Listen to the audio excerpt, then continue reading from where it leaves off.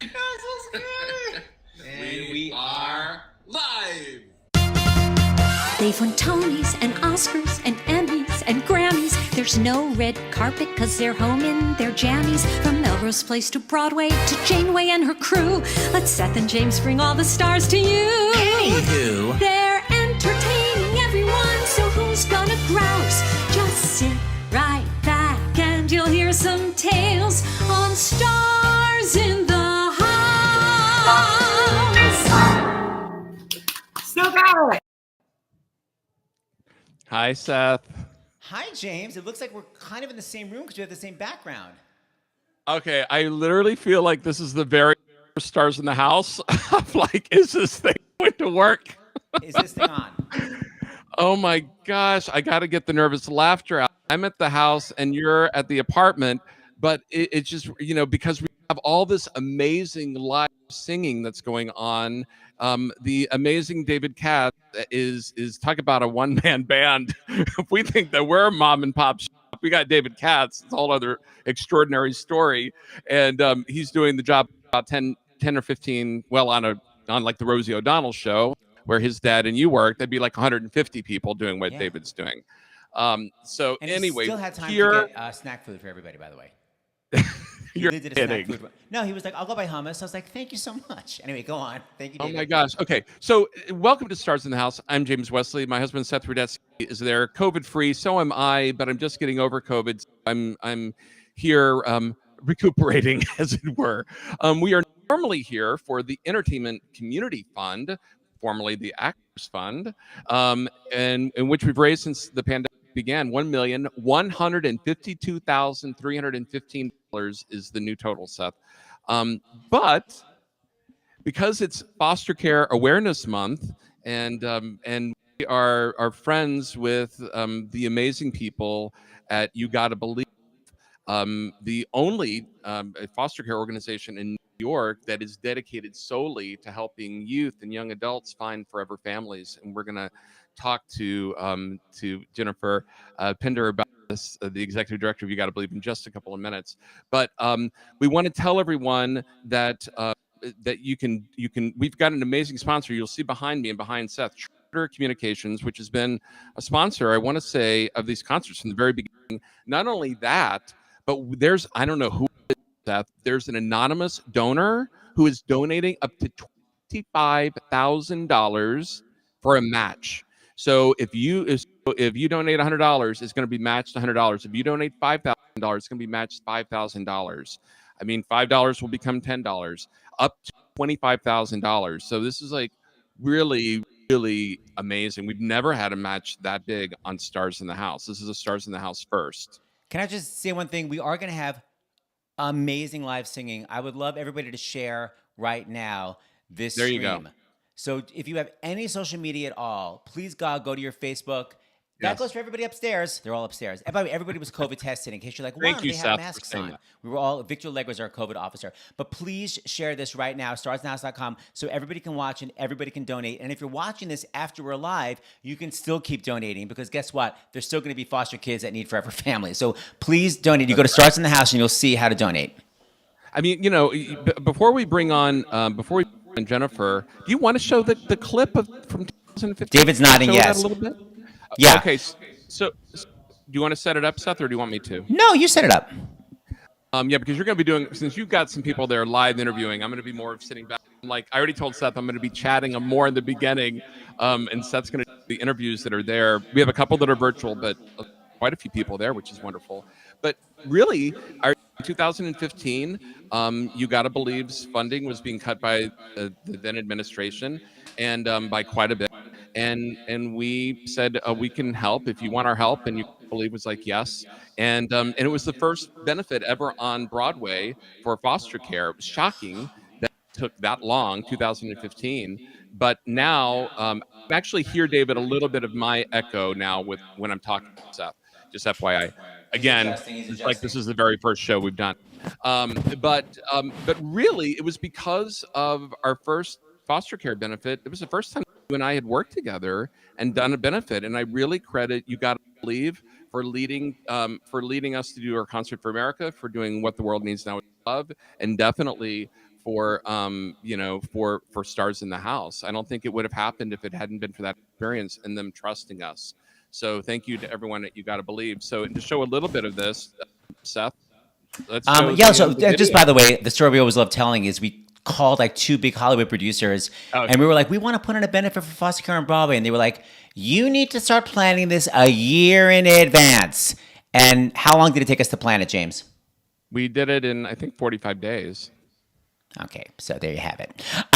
Jennifer's laughing. Okay, David Katz, please, if you have a chance, show the clip on one of our previous benefits. Snippet of what we did.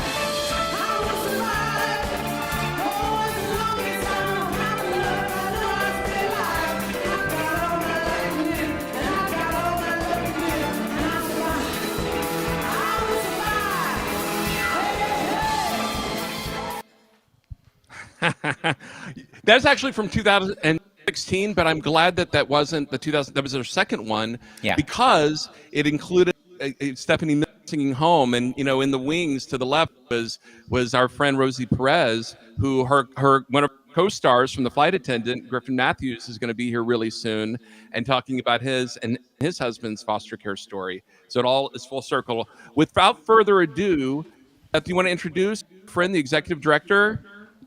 Yes, she's standing right next to me. She's just off camera. Please welcome the executive director of You Got to Believe, Jennifer Pinder. Hi, Jennifer. Hi, Seth.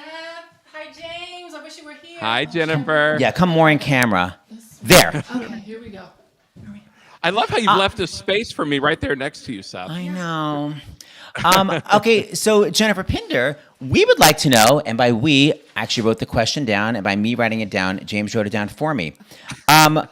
Wait, literally can't find it anymore, James? Well, tell us about what did we leave out about You Gotta Believe and what people need to know about the organization, Jennifer? So what people need to know is that you identified that we are a unique organization. We're a foster care agency, but we don't do any temporary placements. For us, it's all about permanency, adoption, lifetime commitments, permanent families. What we're trying to do is eliminate this crisis of kids who are aging out of foster care alone. And so for people who don't know what that means, if you're in foster care, depending on where you are, whether you're, you may turn 18 or 21, depending on your jurisdiction, and pretty much all the supports that you had leading up to that point are gone, and you're expected to take care of yourself without a family. And so we're trying to fix this ongoing issue, unfortunately. In New York City alone, over 700 kids age out every year of foster care, and in the whole nation, it's over 20,000, and that's just unacceptable. And so we're preparing our parents. And I have a personal connection to this mission because I was adopted, so I have this magnified appreciation for family. All kids deserve a family, a loving lifetime family. So that's what we do every day, You Gotta Believe. Can I just add something? If people don't know, apparently what I heard is that once a child turns 8, they're considered special needs because it's so difficult to place them with a permanent family. So they go from foster home to foster home. And like you said, at 18 or 21, they age out. And that literally means no money coming in. And the most important thing, which you always talk about, is no family to call and say, what should I major in college? Can I come home for Thanksgiving? There's nobody, right? Major life events, family reunions. When I'm recently calling home for help with money and rent and things of that nature, and I am well past 21. So that's something you need for your entire life. And the other thing I'm going to say is when you find families for older foster youth, you're not just saying 15, 18, 21. Give me some of the ages of some of the older kids that have found loving families. Oh, we have people on staff someone upstairs who is about to be adopted at 23. And so people think that you have to be a baby to be adopted. No, and people don't understand why you would want to be adopted at that age. And it's for the reasons that we just mentioned. When you're 40, 50, 60, you need to have somewhere to go to eat Thanksgiving or to eat, any family dinner, to celebrate life's, achievements, to have support when you're encountering challenges. You need that no matter how old you are, right? Absolutely. James, so everyone, You Gotta text. You'll see that scrolling right there at the bottom. You can text if you want to 718-865-2425. And remember, we've got this amazing anonymous $25,000 match. So donate as much as you can. It's going to be doubled, basically, up to $25,000, which is amazing. And yes, Seth. I want to just say one more thing, because whenever people say donating, well, donating for what? So I want to just say one of the amazing things about You Gotta Believe is that and by the way, you don't have to adopt. It could also just be that you're a permanent parent figure. But one of the great things that James and I love is that You Gotta Believe is permanently in your life. That's right. So let's say 3 years after you get this foster kid, they're 15, they're acting out. You call You Gotta Believe anytime, they will go, here's what you're going to do. So that's one of the things that the money goes to, is having a staff that's always there, exactly right. Our post-placement support is unlike anywhere else. And we also just launched a mental health program. So we have therapists on staff that can provide an added layer of support with adoption. Right. So so we have an amazing team that supports our family and youth at all time. And like you said, no matter how long the adoption took place, we're always there for the families. Hey, James, I have some donations. Can I read them? Well, I mean, because we've got our time crunch, I think we need to go to Anika because we've got some time crunch issues here. Okay, I'll go really quick. As tempted as I am. Okay, I'll go quick, but I won't go quick. Okay, let me just say, we're about to read some great donations. We would love to add some more. So David, add when they keep coming in. And it's not a crazy behemoth organization. It's a small organization where this money is going. So it's really it goes to Make a huge difference. Okay, Anika, you're first, right? So Anika Larson is here because, Jennifer Pinder, you were telling me about a Jackson 5 song. Why did this song mean something to you, dear? Yes. So I'm already getting weepy. I can feel it coming on. But the song I'll Be There is just a testament to the commitment that not only my parents, but also my older brother made to me not just when they adopted me, but yesterday, a year ago, every single day in my entire family. And so that just reminds me of that commitment and the commitment that all the kids that we work with deserve. So that's why that song. So can you sit there while Anika sings it? Anika, oh, gosh. Is there room? Stay here with me. Yes, here. No, Use that microphone. Okay. This is the mic I want. See, I should have brought my tissues. Block my ass. All right. This is for Jennifer Pinder. And Anika Larson knows something about adoption. Talk about your family for a second. Yes, so you know this. Scooch. I'm blowing it. There you go. All right, here we go. I have 9 brothers and sisters, and 6 of them are adopted from different races and countries all over the world. And it is hands down the single most important factor in making me the person that I am today. Growing up in that family, in a large family, and always being aware of being like a team player and carrying my weight, and also just growing up in such diversity is just it is one of the most important things to me in my life. And I wouldn't have had that, and I wouldn't have. I mean, just so much of the richness of my life comes from my adopted siblings. So That's beautiful. yeah. So Thank you. yeah, no, I believe, and you got to believe. You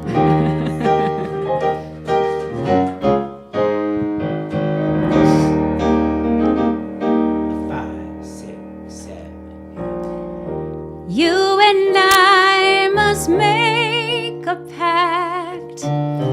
We must bring salvation back. Where there is love, I'll be there. Yes. I'll reach out my hand to you. I'll have faith in all you do. Just call my name and I'll be there.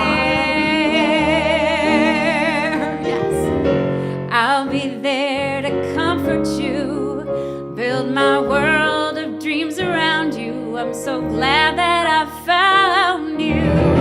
I'll be there with a love that's strong. I'll be your strength. I'll keep holding on.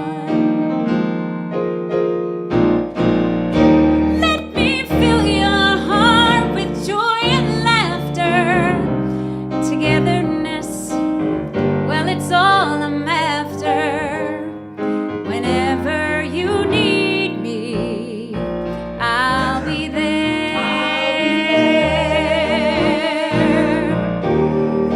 I'll be there. I'll be there. Whenever you need me, I'll be there. Don't you know, baby? Yeah, yeah, I'll be there. I'll be there. Just call my name and I'll be there.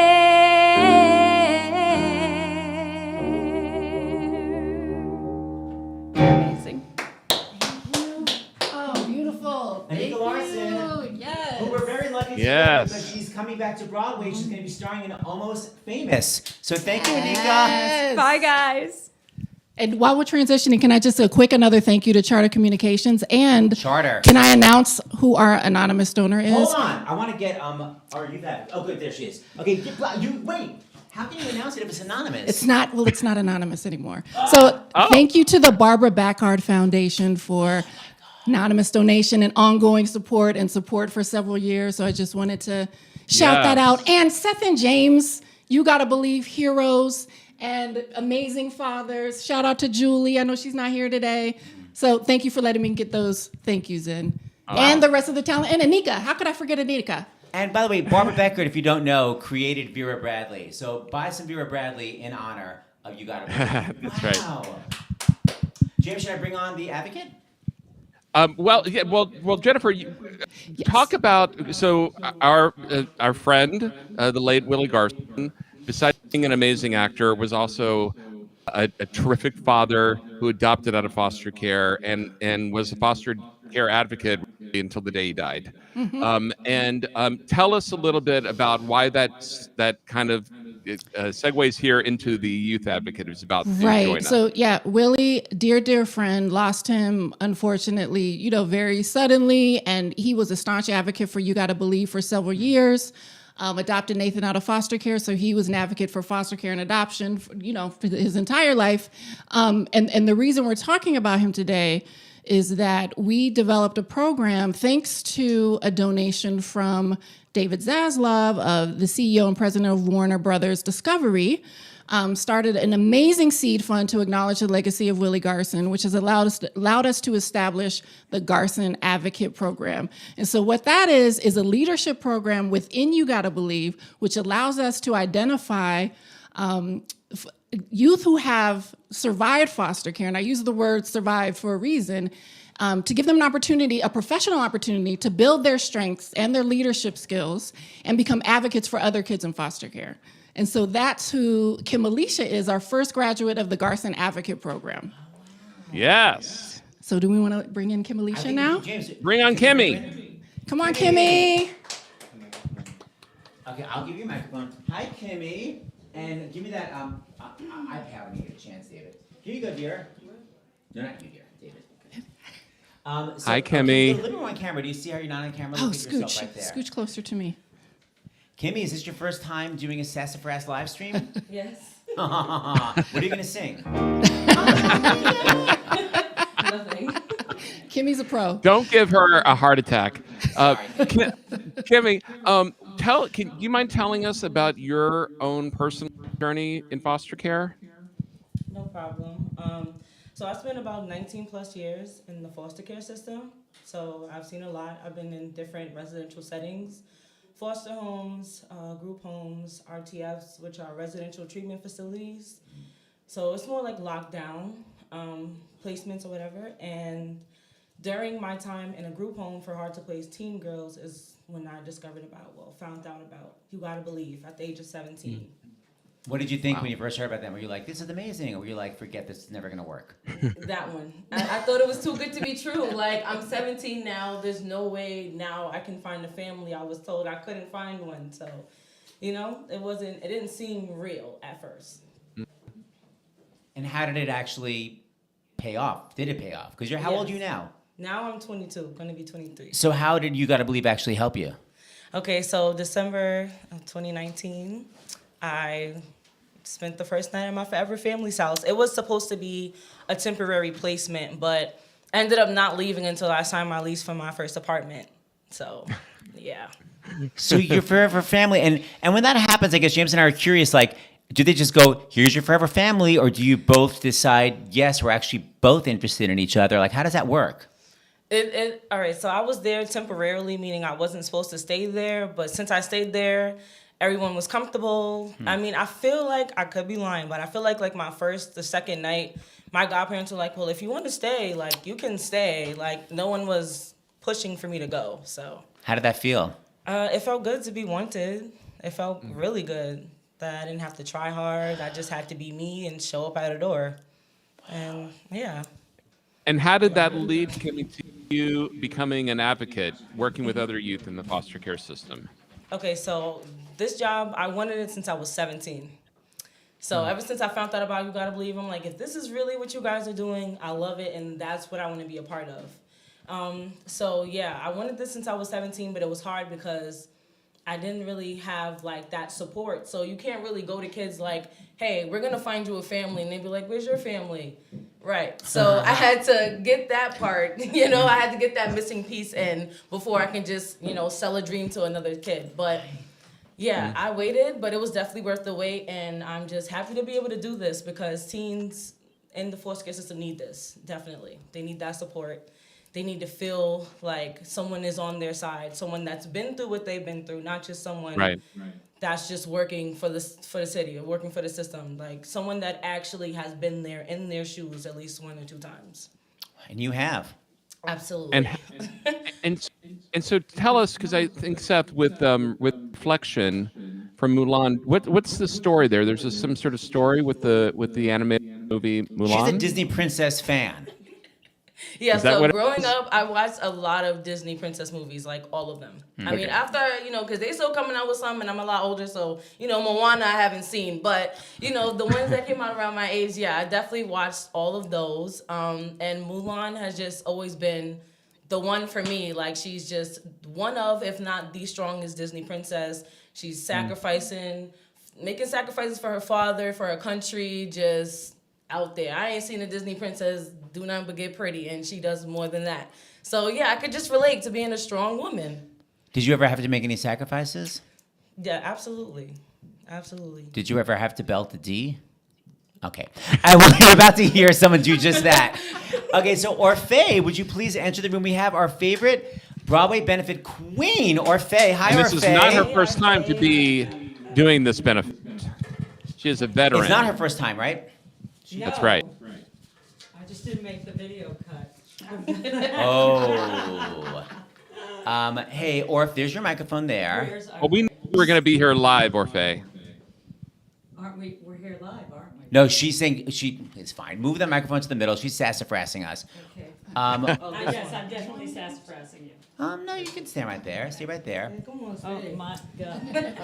All right, so Orphe, this is Kimmy. Hi, everyone. Hi. And you know what? Hey, David, where's that iPad?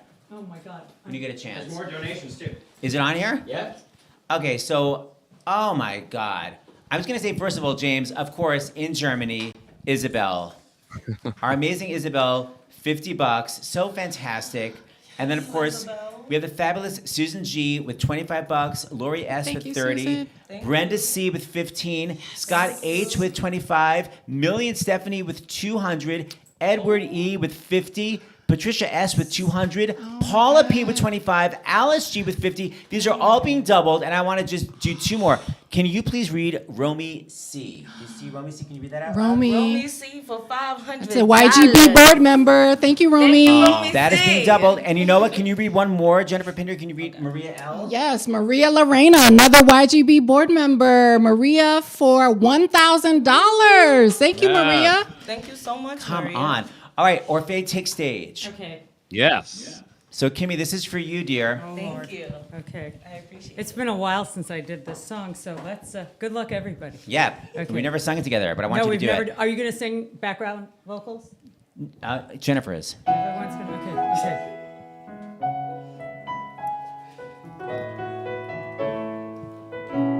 For Kimmy.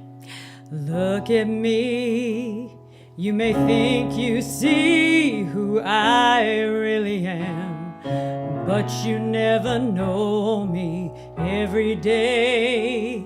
It's as if I play a part. Now I see if I wear a mask, I can fool the world, but I cannot fool my heart. And who is that girl I see staring straight back at me? When will my reflection show who I am inside? I am now in a world where I have to hide my heart and what I believe in, but somehow I will show the world what's inside my heart and be loved for who I am. And who is that girl I see staring straight back at me?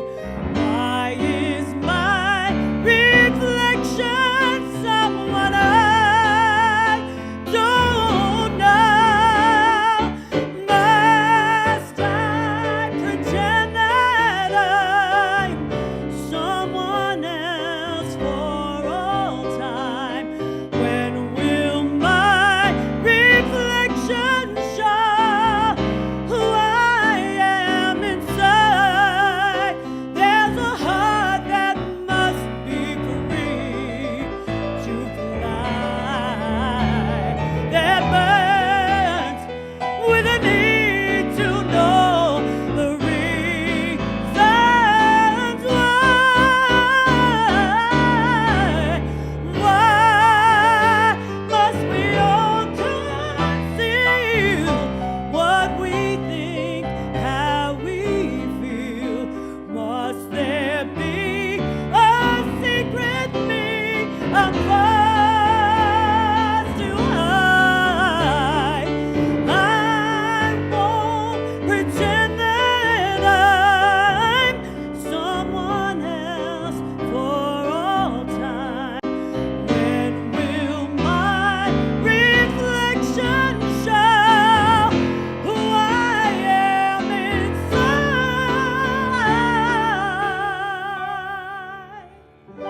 When will my reflection show who I am inside?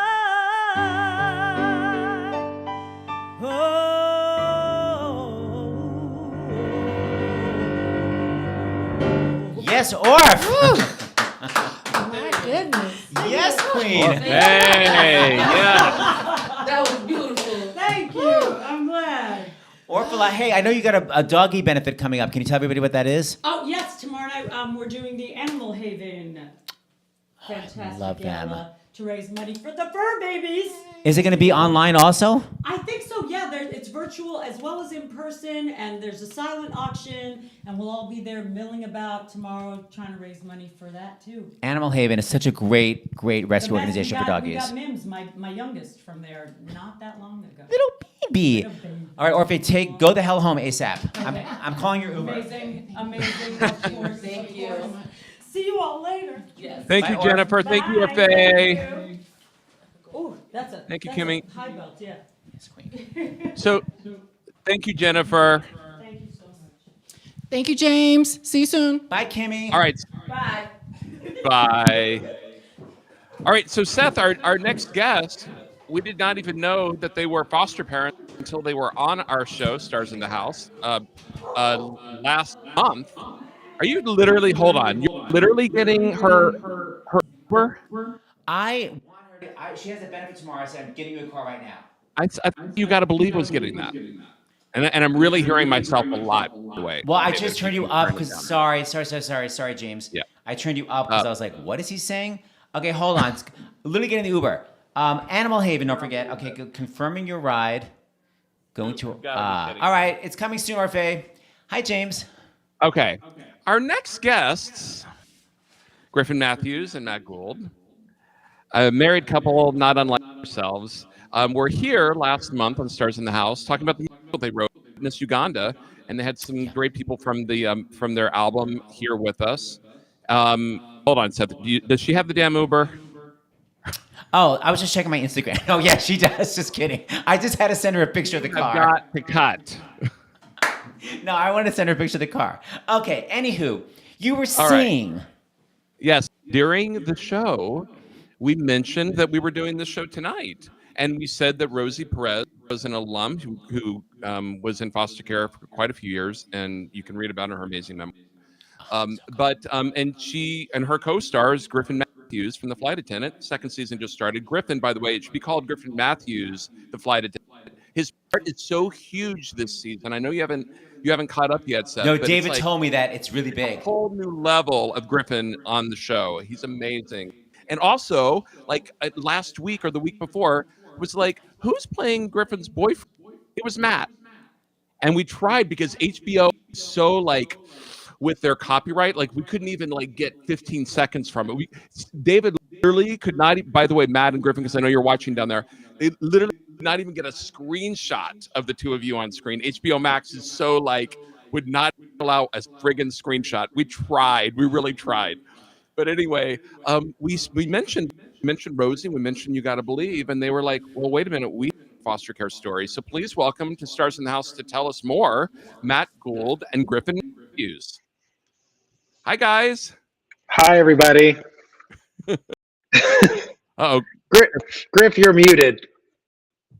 Okay, I told a great joke. I said, this is your screenshot.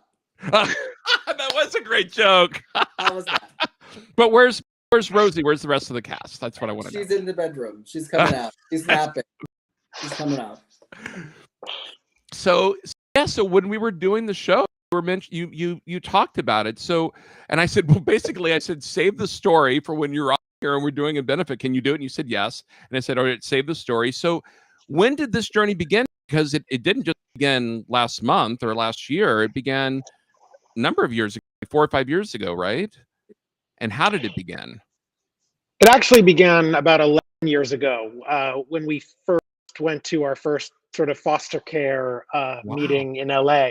We were 20 years old then. We were very young. And we met Alec Mappa, who was, sort of kind of one of our sort of foster care gay mentors. And, we decided then that we were going to become foster parents. And then we moved to New York to put up our show, Witness Uganda. And then we didn't become foster parents. And then we moved back to LA about 5 years ago and started our foster care journey officially. And our first son, Galileo, who we are still fostering, came to us just over 4 years ago. Wow. And we think we're going to be able to adopt him this year, finally. Our second son, Apollo, was a pandemic baby, or is a pandemic baby, who came to us about a year and a half ago. And we think we'll also be able to adopt him this year. So it's been a long, beautiful, and arduous journey, but certainly the most wonderful journey of our lives. You skipped the best part. I always leave the best part for you. It's like such a good story, and then he skips it all. You tell. The best part of the story was a number of years ago, LA had a massive campaign all over town to get LGBTQ couples to consider the foster care system. There's over 35,000 kids in the system. And there was a great need for other people, rather than just all the straight people. They were like, we need the gays and the lesbians, everybody else to get in here and help. And so there was campaigns. So when we met Alec Mappa, we met him at Fred Siegel. They had the first campaign with all the gays at Fred Siegel with champagne. And that is how we signed up for foster care. And our first son, when we finished our training program, they told us it'd be a couple of months. The day that we finished, they'd be like, it's a couple months before you will be able to get a baby. And that day, 2 hours later, I was at happy hour, and Matt called me with the social worker and said, we have a baby. And we had nothing. We were not ready. Leslie Odom Jr. had just had a baby, him and his wife, Nicolette. They came to our loft. We were so cool. We were living in a loft. We're not cool anymore, but we were cool, and we had no baby supplies. And Les and Nikki rolled in cribs and changing tables, and it was beautiful. But that we got thrown into the system very quickly. So it was an awesome ride.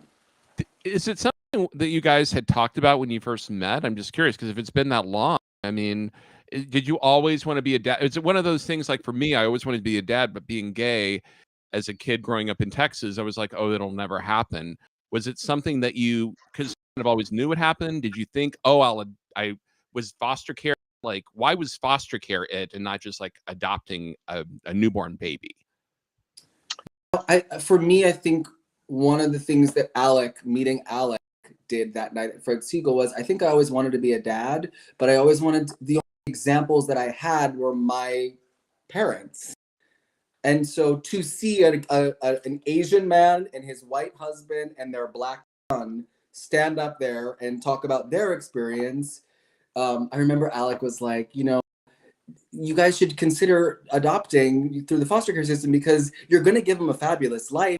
You're gay. Like, even when we don't have money, our lives are fabulous. And I remember Matt and I were like, yeah, well, that's true. So it was like just reframing that we were going to be a different version of parents in the world. And so that helped me to take the leap into wanting to sign up to be parents. What about you, Matt? Yeah, I think kind of like James, I had maybe kind of off being a dad, and it really was my husband who opened my eyes to the possibility that there could be more. I did not want to go to the foster care thing, not want to be there. I was like, nope, we're going to write musicals and that's going to be our lives. And I think it was Griff and Alec and just other role models who had taken the journey and believed before I did, who taught me how to believe. So, I have been along for the ride, and now I realize I'm in the driver's seat, and that is a very humbling sort of journey and place to be, to driving the car now with two kids in the backseat. Literally. Yeah, go ahead, Seth. Oh, you're muted, Seth. Uh-oh. Can you hear him? Nope. Okay, Seth, we can't hear you. Like Griff earlier. Nope. But it's a really wonderful silent film. Yeah,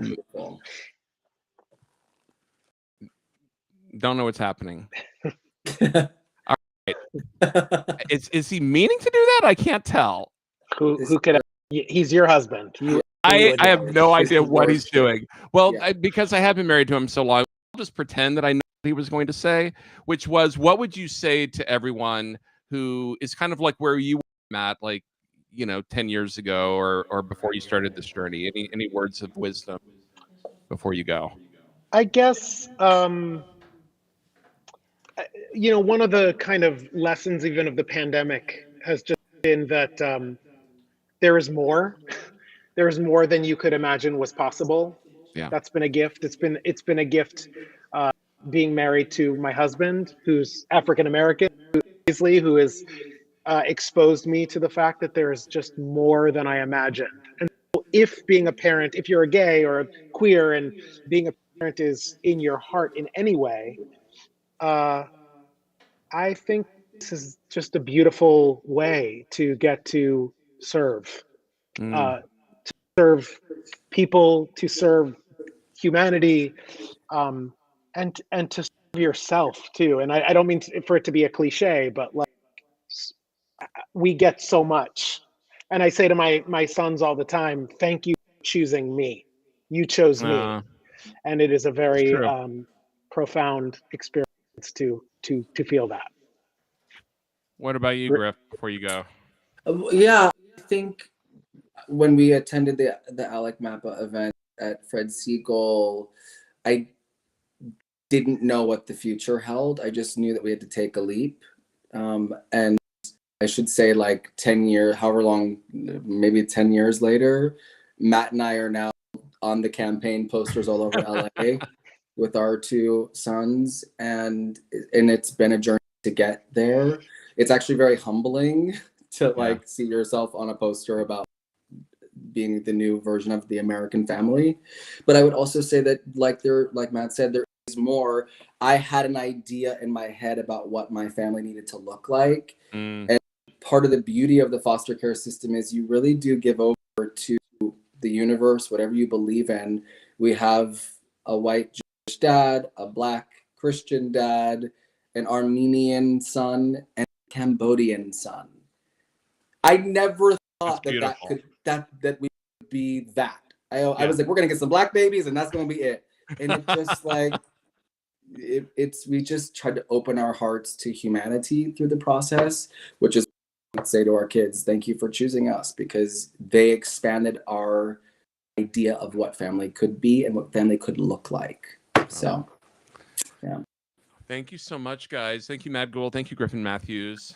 Thank you for coming and joining us. And see you next time, I'm sure, for another event. I'll be out there, and I'll be in LA in a couple of weeks. I'll look for those banners. Does my mic work? Oh God, there he is. Yes, your mic works. You want to say? Okay, so wait, before I forget, David, let's show the shot of Griffin. This is Griffin in his full flight attendant sassafras. I don't know if we have it, but I wanted to just show everybody how sassy you look, and you're amazing. Yes. Hey. Yes. And the other thing I was going to say is I want to give a shout out to the godmother of adoption, really Rosie O'Donnell, because she did those cruises, the Our Family cruises for gay parents and their kids. Alec came on that cruise, and as he says, they getcha, because Alec and Jamie were not interested in adopting, but they got sucked in. And for all the, it's a wonderful thing, what Alec actually says in his act is that before he adopted a boy, his bathroom was literally the most amazing spa. They had cucumber water, and now his bathroom resembles a porta potty after Mardi Gras. So just wanted you to take that in. Yeah, that's real. That's true. I literally scream all the time, I just want nice things. That's my phrase. I just want nice things. All right. So, yeah. Good luck. That was totally worth your mic coming back on, Seth. That was perfect. Yay, Perfect thank way you, to David. button the segment. All right, guys. We'll see you next time. Thank you. Thank you. Bye, boys. Hi, All James. right.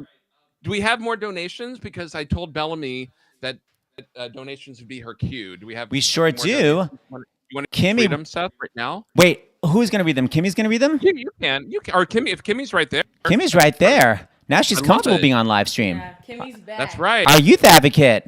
Yeah. Get nice and close. Yes. Right, testing. Who is that girl? What key do you do it in? Oh, same joke. Do that. Don't scare her.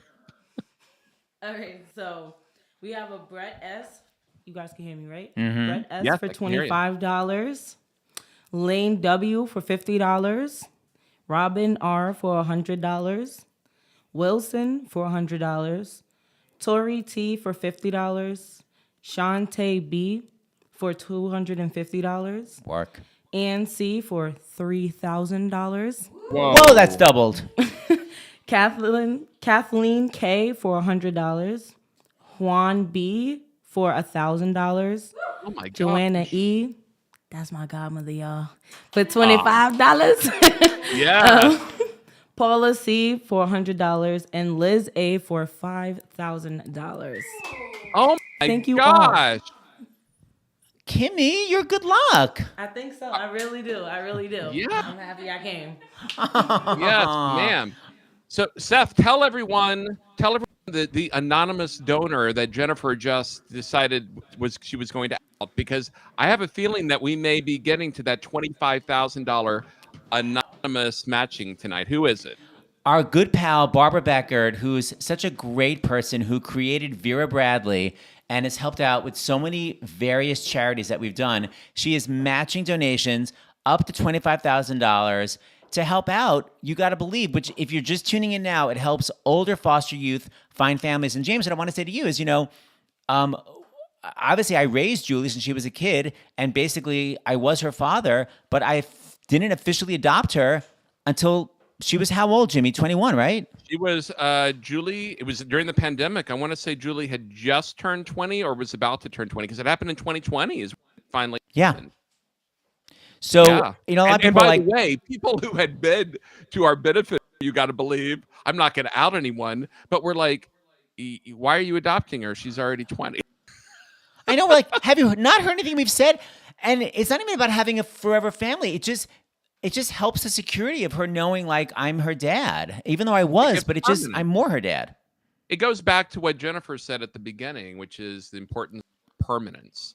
And not everyone wants to be adopted, but of course you had raised Julie since she was 6 with me.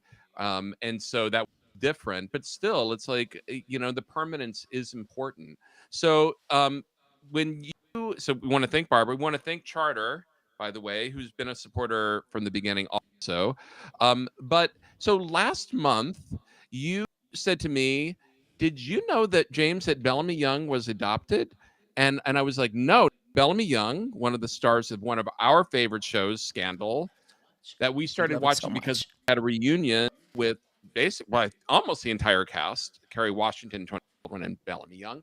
And we hadn't even finished watching the whole series at that point. We had to deal with spoiler alerts, but that's a whole other story. But we had him back a second time, and Bellamy's been on with Pedro, her love, and we've had game nights and done all sorts of things. And but yeah, so David, show the picture. So let me put this on her Instagram. Oh, the Instagram post. Last month. This is the other one, the actual what post. She read. Oh, wait, the post went. I mean, Seth, I got it. I think the post went away. It's fine, but that was the picture. Seth, can you hear me? Gotta be louder. I'm sorry. Yeah. This is one of the problems with this. Hold on. Okay. Can you hear me, Seth? Yes. Okay, let's just say there was a post. We're just gonna have to deal with it. So put up that picture, David. Well, he has the picture, but not the Instagram post. Sorry. That's fine. He doesn't have to, because I'm going to read it. Good. So, Jimmy Wesley, please read it. Well, put up that picture. The picture. Many, many years ago today, this little girl got adopted. I'm grateful every day for the family who tried to give me a better life, and grateful to the family who welcomed me in. Love is such a healing motivator. I'm sending enormous love to everyone out there tonight, especially those building families in new ways or in old. Love each other well. It's the best thing we humans have figured out to do. Hashtag thank you, Mom. Hashtag adoption. And with that, please welcome to Stars in the House, our friend, Bellamy Young.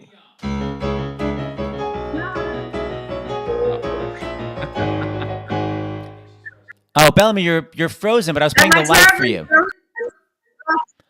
I know, I heard. I can hear everything. I've been loving tonight, but is my web connection going to let us down? I think it's I can a little hear ya. choppy, but we can hear you, and you look beautiful, and you're well lit.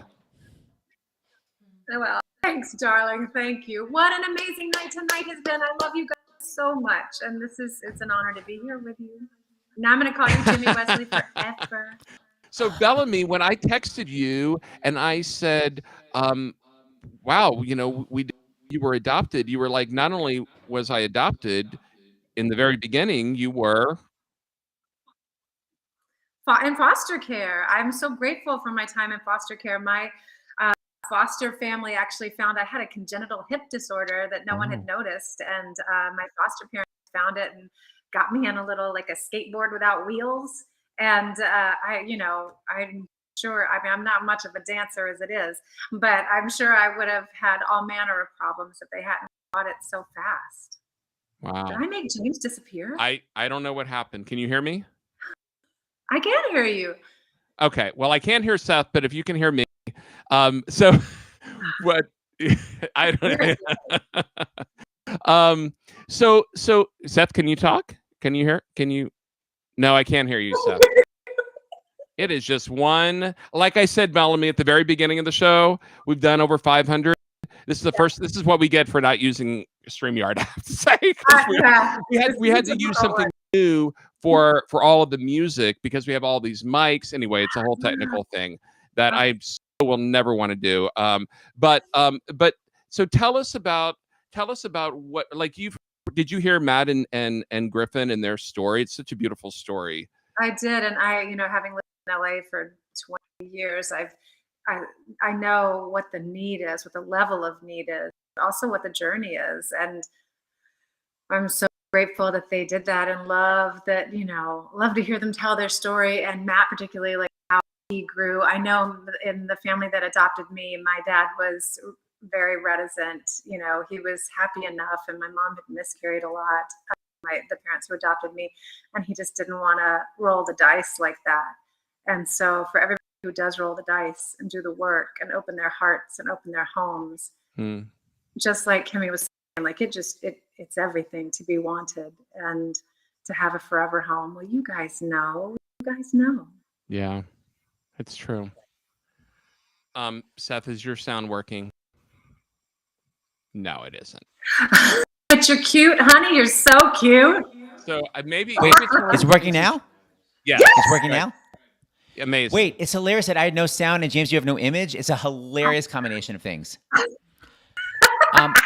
So Bellamy Young, okay, so you went from foster care to being adopted, and what I loved is I was talking to you about, and I never realized, I've done a million You Gotta Believe benefits, but I never realized this year I've been talking to other kids that have been adopted that Annie was sort of this icon. Oh, no, I can't hear. Okay, hold on. Can anybody hear me? I couldn't hear. A million. I heard so a million. You Gotta Believe benefits. Okay, can you hear me now? Yeah. You can hear me? No? Yes. Okay. I've done a million You Gotta Believe benefits, and I never realized that Annie was such an icon for so many kids who were in foster care and adopted, because she was to me, I was like, she was a belting icon. I didn't know that people identified with I was like, oh, I forgot she's adopted. So, like, what was your experience with Annie, and what did she mean to you? Oh my God, I'll cry talking about it, Seth. Like, it still means that much to me to this day. There's always a time, no matter how fortunate you are to be taken into a home or whatever, there's always something that I'm so grateful to have been adopted and to have a safe, have had a safe growing up and all that, but you still wonder, you can't help but wonder. And I would sit and like sing the song Maybe over and over to myself, just like rock and sing the song Maybe to myself in my room. Maybe far away or maybe real nearby. She's sitting playing piano. He's sitting straightening his tie. And just wonder, you just wonder. And it all ends with, baby, now this prayer's the last one of its kind. Won't you please come get your baby? Maybe. And no matter how much you're loved, it's just still an itch you can't scratch. So it's just longing of it all. And I do take things too seriously. I understand that it's a musical and it has a happy ending, but there was just a lot of truth in it for me. I'm going to show a little clip of you, Bellamy. I wouldn't say you take things too seriously, but I would say that your character on Scandal did. David, if you would. What kind of messed up cognitive processes go on in that tiny little head of yours to make all that happen? You think it's scientific? Did you get it from your daddy? Something passed on from one grant to the next? I wish I could do that. I wish I were wired that way. We're done here. No, I want to hear it. I want to hear how you think this is my fault. Tell me, Fitz. Tell me about all the damage I've caused. Oh, that's right, baby. Take another sip. We're just getting started. Oh, she's gone, but now you're back. Okay. Oh, Bellamy, was that amazing? I love that clip. There's nothing more fulfilling than getting to be Billy Grant. I wish it on everyone for a day. Yes. Okay, so before you go, so Bellamy, you can still hear me, right? So before you go, when I was a kid, I was also obsessed with Annie, not about the adoption, and when I was a kid, I actually got to work with one of the Annies, and I have a little clip of her I'm going to show you in a minute. I want to show you this clip. I don't know if you were like me, but there was a special where all 4 Annies got to perform at the Kennedy Center. I don't know if you remember that, Bellamy, but it was a huge deal. Oh, yeah. Oh, yes. You remember watching that? So this is my friend, because I knew her when she was a kid, and then we did a Will and Grace episode together. I wanted to show you her because I love her. This is my friend Allison Smith when she was a little kid. Watch her clip. Hit it. I would like to present the youngest Annie and the young lady who has played it the longest period of time. She has played it for over 850 performances. She is also the current Annie, Miss Allison Smith.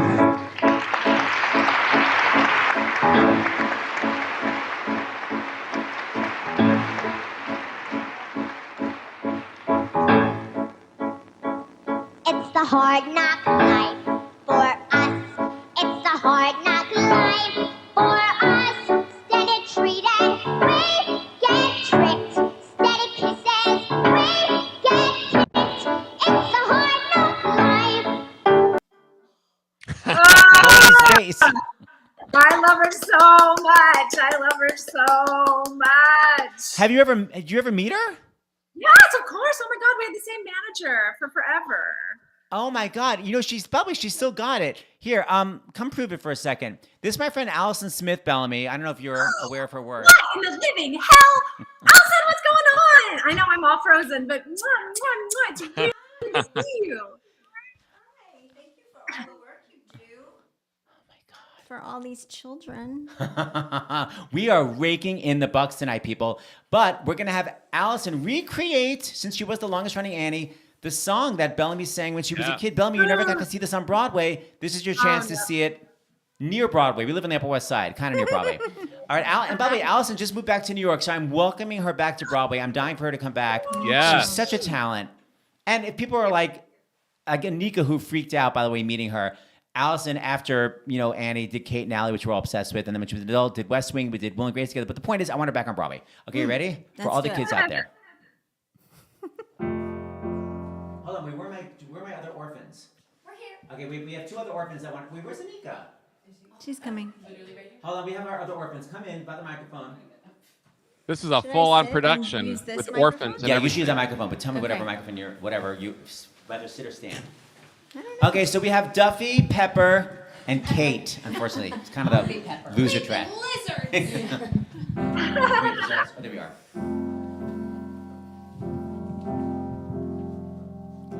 Maybe far away, or maybe real nearby. He may be pouring her coffee. She may be straightening his tie. Maybe in a house all hidden by a hill. She's sitting playing piano. He's sitting paying a bill. Betcha they're young. Betcha they're smart. Bet they collect things like ashtrays and art. Betcha they're good, why shouldn't they be? Their one mistake was giving up me. So maybe now it's time, and maybe when I wake, they'll be there calling me.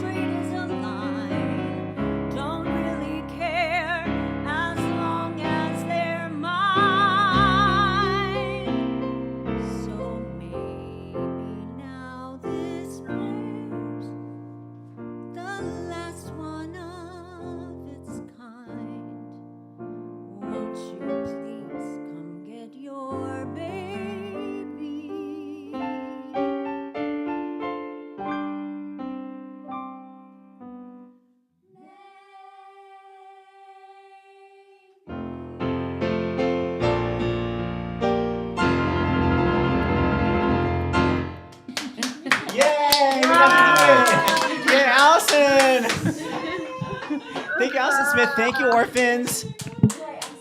Exit, we'll have you back at the end.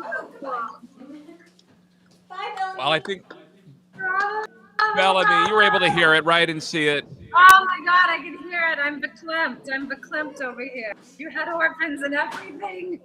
Aw. Bellamy, thank you for coming on, and we love that you love the surprise.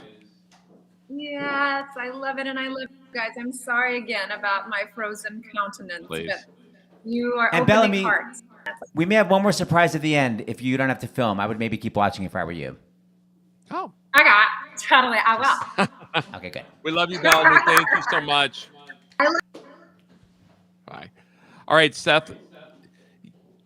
Our next guest. Everyone is there. No one's. I'm the only virtual one. So. Right, we have. Do you want to just, for the sound's sake, Seth? Here's what I think. I think that you should do this interview without me, and it should wait a just minute. Are you echoing right now? Yeah, that's right. Because I think if I'm not, I don't think I should be on this part since we're just kind of doing it. We're doing it here guerrilla style, like it's our first show. So I think you bring on. They were. I want to say Regina. Was Regina? Were you on the very first show, or were you that we did? Were you on the very first show, Regina? Yes. Yes, she was. That's what I thought. She was the closer. That's what I thought. She followed Tina Fey and Jane Krakowski. That's a great pair to follow. So, okay, I'm gonna let you take it from here, Seth, so there won't be an echo. Regina, I love you. I know I can't see you. Roseanne, I love you too. You take it away, Seth. Jimmy, are you coming back?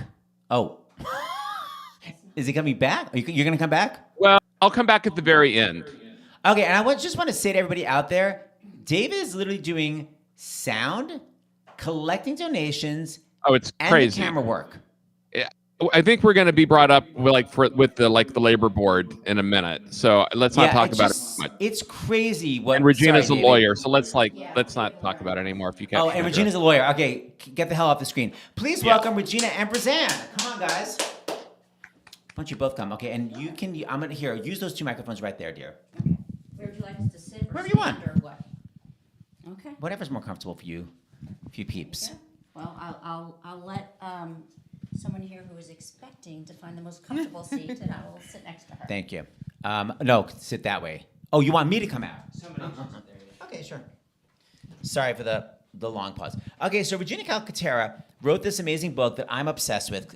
Actually, two books, but I read the first one first, Etched in Sand, which is about basically the horrors of her childhood, but which was bad when you were just born with a mother that has mental illness. But really what's upsetting is the other horrors were the foster care system, which is set up by, our government, and it was not good. And how old were you when you were told you'll never be adopted? Use your microphone, dear.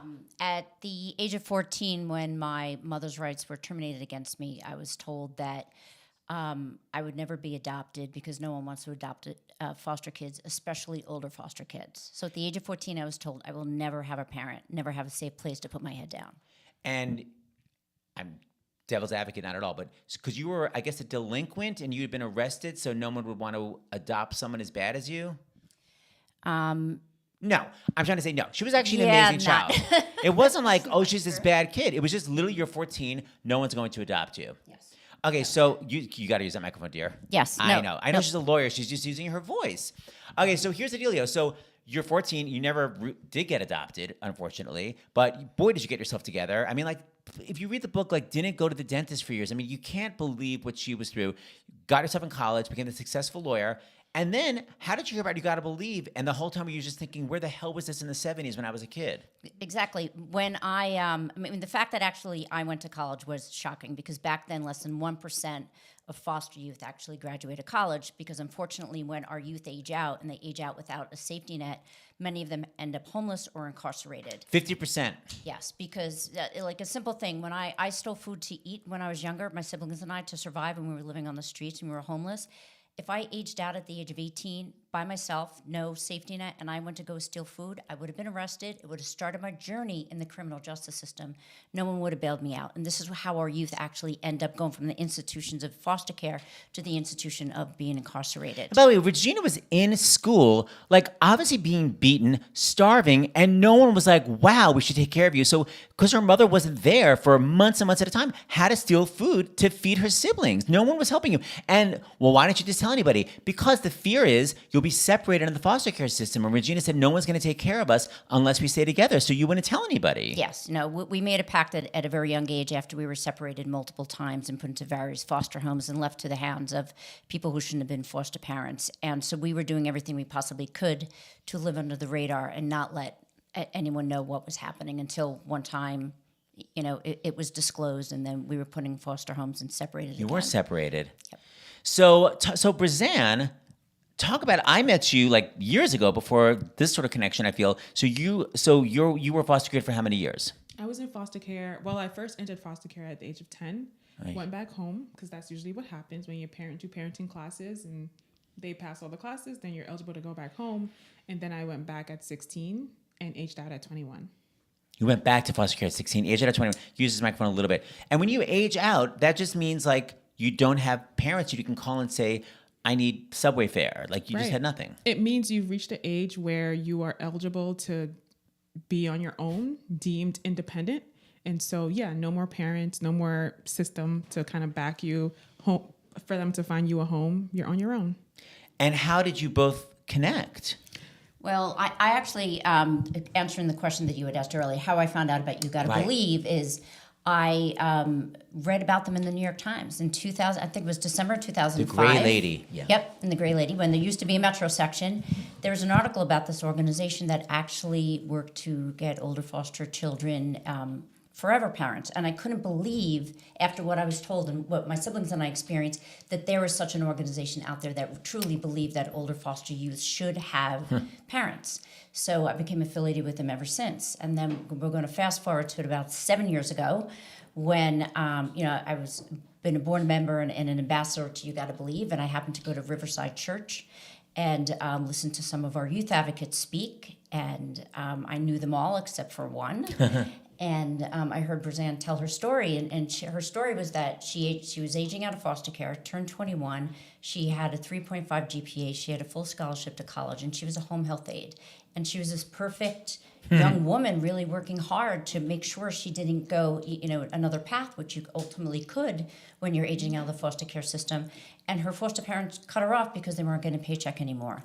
And I realized she was so close to success, but so close to failure. She could have went either way. Right. And I remember being in that position that she was in. So I just wanted to connect with her. I wanted to be her mentor. I just wanted to stay with her while she found the parent she wanted. And when she initially started this journey, she wanted a mom and a dad and 2 younger siblings. I did. Yep. So I just wanted to mentor her and be there for her. So both of you weren't looking for each other? No. Not at all. But I wanted to stay close with her because I wanted to make sure that she just continued on this journey, whatever path she went down. And cut to, you guys started talking, and then what? How did you suddenly go, wait a minute? Well, she allowed me to live with her out east for the summer. And I eventually just saw that this lady could maybe be my mom. But where's the dad and where are the kid, the brothers and sisters? Once I met her, it did not matter, right? I saw that she could be my unconditionally committed person. And that to me meant that I had a safety net and I had somewhere to go on my breaks between college, and she was my person. Wait, so, and now what do you do? People have their own systems about what people call people. So what do you call Regina now? That's my mom. She's my mama. But wait, it gets even better than that. So a few years ago, Brazanne got married to Willie, and they both met at You Gotta Believe. Wait, Brazanne, you got married? I did, yes. To someone you met at You Gotta Believe? Mm-hmm. Yes. Okay, go on. It's a You Gotta Believe love story. Yeah. Go on, and then now, around June 17th, I'm going to be Gigi. Wait a minute. We call it Bubby in the Jewish religion. Oh my God, are you going to admit it, or are you going to be like, there's no way I'm old enough to be a grandmother? Oh, no, I'm embracing this. And absolutely embracing it. So she and Willie are actually They're going to have a baby girl. And the beautiful part of the story. Oh, you're literally PG. Oh my God. I didn't even look down. No. I thought you. Oh my God. When? June 17th? Yeah, next What month. the hell are you doing here? Aren't you in labor? This is very important to talk about adoption and older youths in foster care. Yeah. Do you know if it's a boy or a girl? It's a baby girl. It's a baby girl. Seth can be a girl's name, no? We picked the name already. Maybe next time. Okay, that's not good enough. Go on. But the beautiful part of the story is that she's breaking the cycle by having this child. I mean, but by she and I being together, her learning what a healthy family, what a healthy home environment, a healthy family is. She went on to have a healthy relationship with Willie, and they're bringing Amira into this world, and who will never suffer what she suffered and never would suffer what I suffered. This child is going to be so loved. And that is the beauty of what You Gotta Believe does, is that if you open up your heart and your home to youth in foster care, you can change generations after that. Spoken like a lawyer. You're so well spoken. And by the way, again, you don't have to literally adopt. Regina was just going to be a mentor. That's also good enough. People just need someone to call and say, like, should I major in this? Should I major in that? Or do you have an extra place at Thanksgiving? You don't have to make this big commitment. Go to YouGottaBelieve.org.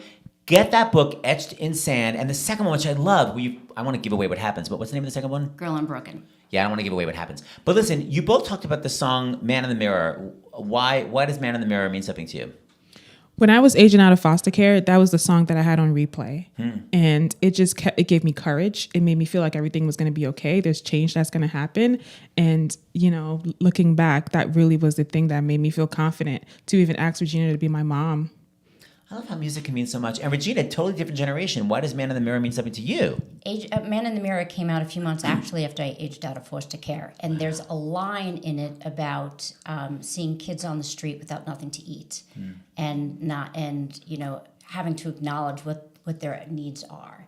And there weren't many stories about many songs at that time in the 1980s about kids who were homeless.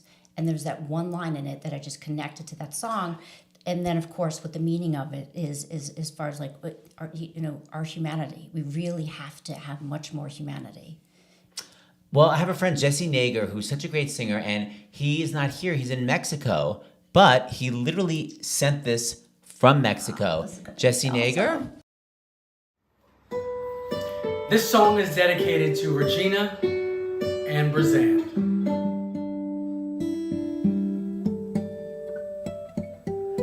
Gonna make a change for once in my life. It's gonna feel real good, gonna make a difference, gonna make it right. As I turn up the collar on my favorite winter coat, this wind is blowing my mind. I see the kids in the street without enough to eat. Who am I to be blind, pretending not to see their needs? A summer's disregard, a broken bottle top, and a one-man soul. They follow each other on the wind, cause they got no place to go. That's why I want you to know, I'm starting with the man in the mirror. I'm asking him to change his ways. No message could have been any clearer. If you want to make the world a better place, take a look at yourself and then make the change. Na na na na na na na na na. I've been a victim of a selfish kind of love. It's time that I realize there are some with no home, without a nickel to know. Could it be really me pretending that they're not alone? Oh, well, oh, deeply scarred, somebody's broken heart, and a washed out dream. They follow the pattern of the wind, you see, cause they got no place to be. That's why I'm starting with me. I'm starting with the man in the mirror. I'm asking him to change his ways, and no message could have been you wanna make the world a better place, take a look at yourself and then make the change. I'm starting with the man in the mirror. I'm asking him to change his ways. No message could have been any clearer. If you wanna make the world a better place, take a look at yourself and then make that change. I'm starting with the man in the mirror. Oh yeah, I'm asking him to change his ways. No message could have been any clearer. If you wanna make the world a better place, take a look at yourself and then make the change. You gotta get it right while you got the time. Cause if you close your heart, then you close your mind. Then man, I'm asking him to change his ways. No message could have been any clearer. If you wanna make the world a better place, take a look at yourself and then make that woo, woo, woo, woo, woo, woo. Gonna feel real good, yeah, yeah, yeah, yeah, yeah, yeah, yeah, yeah. Make that change. That was awesome. Okay. That was fantastic. No. Absolutely fantastic. Isn't that great? That's Jesse Nager, who, by the way, I don't know if you remember, a couple years ago, we had the Broadway Boys, and they all sang amazing together. He's one of them. He actually leads them. Oh my God, was that beautiful. Okay, so a couple things I want to say. We've raised a great amount of money tonight, but don't forget it's being matched. So anything you donate is doubled. So don't be like, oh, I only have $5 to give. It's going to be $10. So anything you want to donate, do not be shy. Do it now because we've got one more song, but really two more songs coming. You go to starsinthehouse.com. Anything you donate will be doubled by Barbara Beckert, who, as I said, created Vera Bradley. Okay, so I want to ask you one more question. Now, by the way, were you ever a youth advocate? Because I'm trying to remember. That's how I met you. Yeah. Okay. So you mentioned a song to me that you said kind of Brazan doesn't really know that it means something. Now, what was it, and what does it mean to you? Rachel Platt, maybe you said? Yes. What is it? I know the song. I'm trying to think of the name of it, and I give it "Stand by You." Yeah. That's Now, what it was. why does it mean something to you? Well, first of all, that song was sung at the very first Voices for the Voiceless, and Rachel Platten. Yes, absolutely. And it's a song about being near someone, being close to someone, taking care of them, giving you, if their wings are broken, here use mine until yours open up. And when I hear that song, I always think of Brazan and just the commitment that I made to her. Did you know that she likes that song? I did not. I never let her know that. Yeah, Regina said it's kind of a secret. Well, cat's out of the bag. So I have my really good friend, Lindsay Lavin, who's done many of these benefits, Beltris, and my friend Beth Malone, who, of course, from Fun Home and is now going to be on a new TV show playing a trophy wife, my dream job. Please welcome, this is for Regina and Brazan, and we're going to find room for everybody. I'm going to go to the piano. Okay, awkward. Hi. Okay. I just don't know why Do we everyone need has to to skedaddle a little bit No. closer Well, to the wall? okay. So wait, you stand up for a second. I'm gonna go to the piano, and then I think you can come right back. No. Oh, I need this because I'm singing backup. Yes, this is mine. Take this. Okay. And then you. I'm glad there was Are no you expert. taking this Scoot one? over as far as I can. Okay, but I want you guys on camera. You're holding this one? Okay. Are you using this one or not? Oh, you can just hold it. Sure. You can have reaction shots. Okay, so we put this together. This is for Brazan, but also for Regina. Okay, so are we all ready? We kind of made up our own harmonies. We're gonna see what's gonna happen. Okay, here we go. Yep. We're good. For Regina and Brazan.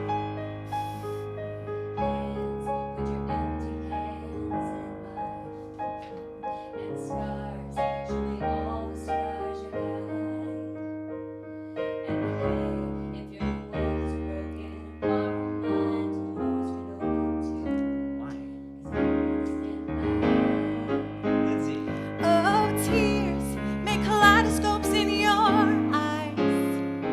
And hurt, I know you're hurting, but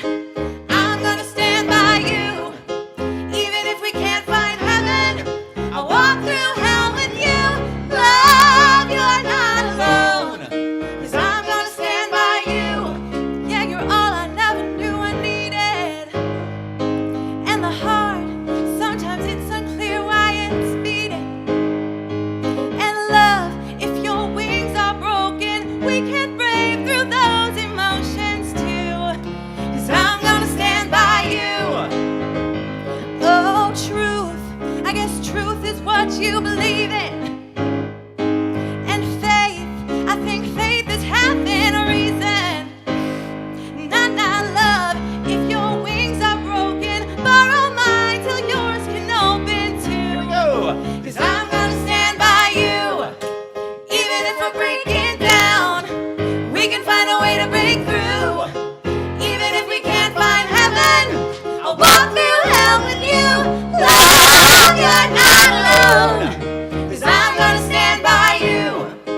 Even if we can't find heaven, I'm gonna stand by you. Even if we can't find heaven, I'll walk through hell with you. Love, you're not alone, 'cause I'm gonna stand by you. I'll be your eyes till yours can shine. I'll be your arms, I'll be your steady satellite. And when you can't rise, well, I'll crawl with you on hands and knees, 'cause I'm gonna stand by you. Even if we're breaking down, we can find a way to break through. Even if you can't find heaven, I'll walk through hell with you. Love, you're not alone, 'cause I'm gonna stand by you. Even if you can't find heaven, I'm gonna stand by you. Even if you can't find heaven, I'll walk through hell with you. Love, you're not alone, 'cause I'm gonna stand by you.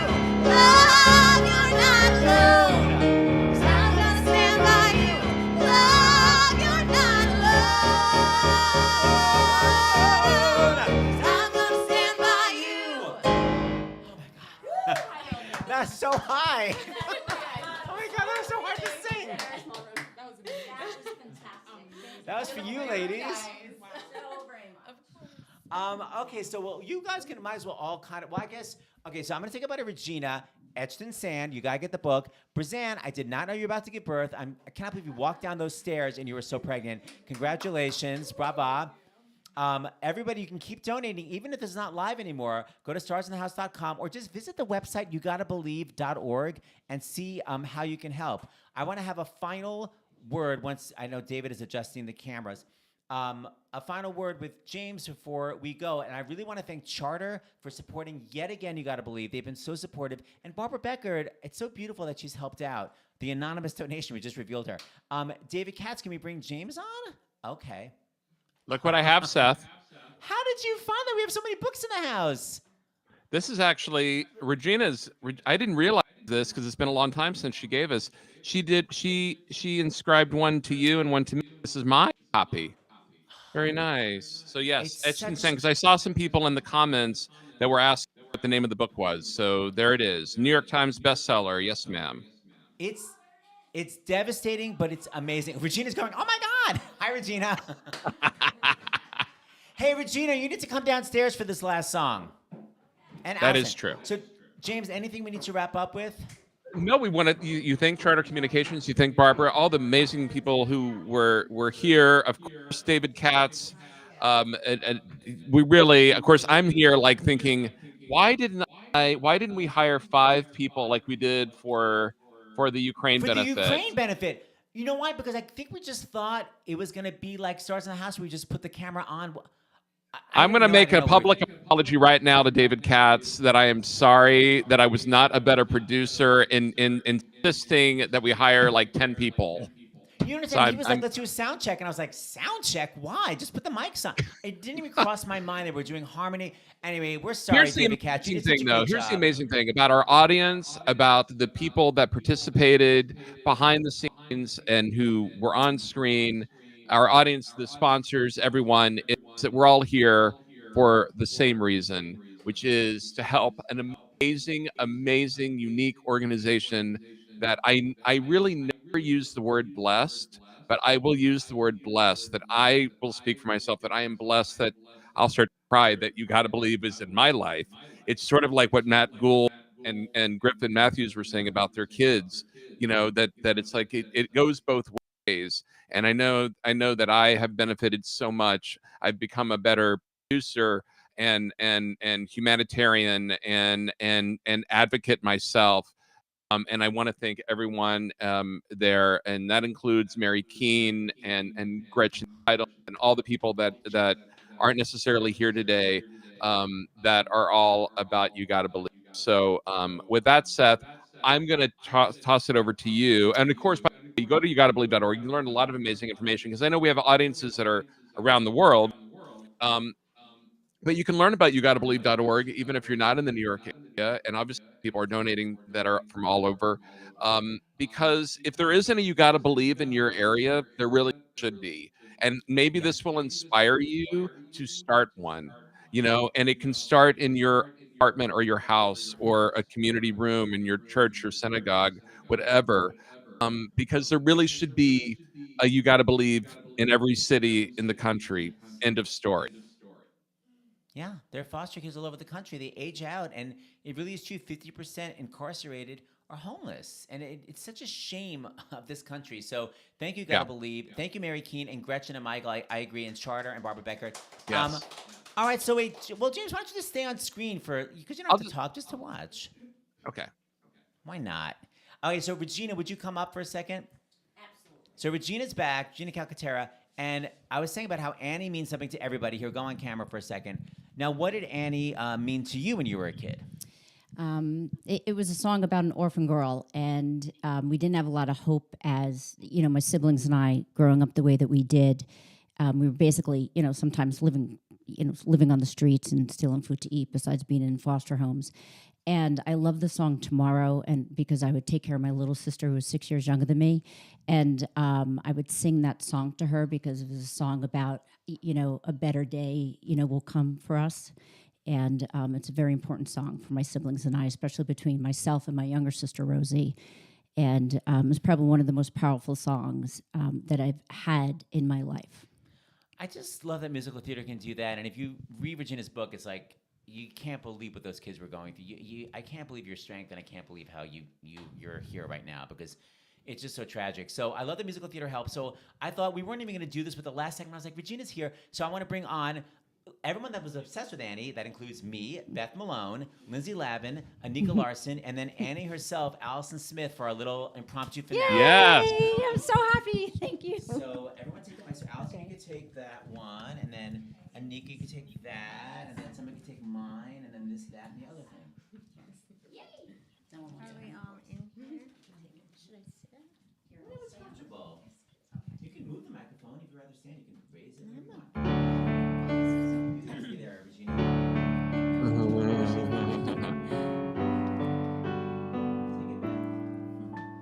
The sun'll come out tomorrow. Bet your bottom dollar that tomorrow there'll be sun. Just thinking about tomorrow clears away the cobwebs and the sorrow till there's none. When I'm stuck with a day that's gray and lonely, I just stick out my chin and grin and say,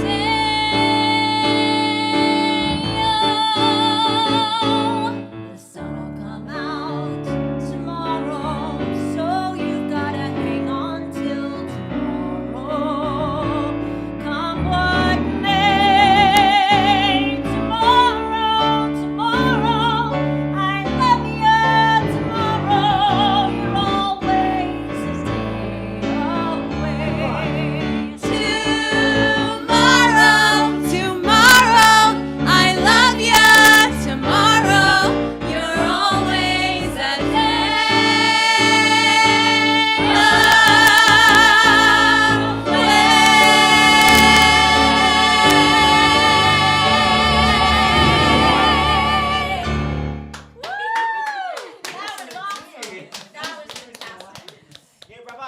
Okay, thank you, everybody. James. Bye. That was wonderful. Thank you, everyone. Donating. Keep donating. Keep donating. Yes. We're going to get up to 25,000. Great organization. Keep donating. We're really close to 25,000. We'd love to get there.